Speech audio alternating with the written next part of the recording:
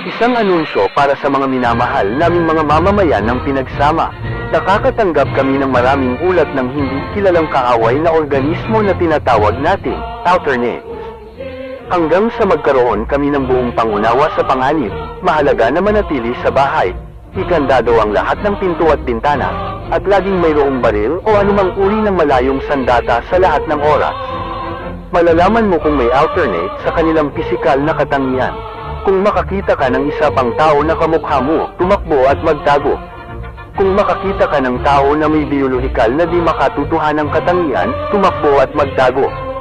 Kung makapasok ang isa sa iyong bahay, iwasang magkaroon ng anumang uri ng komunikasyon o kontakto sa panganib na ito.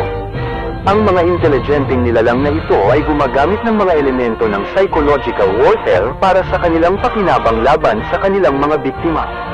Pagamat kami ay labis na hindi sumusuporta sa anumang uri ng komunikasyon o kontakto sa isang alternate, gumagawa kami ng mga exemption sa mga pagsusumikap na patayin sila ng iyong sarili.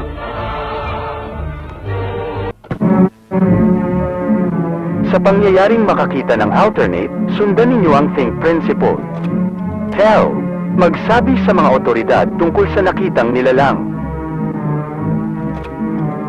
Hinder, pigilan ang pag-alaw ng alternate. Identify, alamin kung anong uri ng alternate ang nakaharap.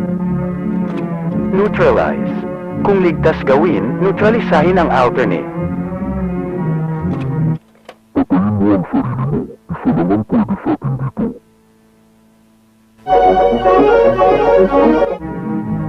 Know your place. Alamin mo ang lugar mo sa realidad.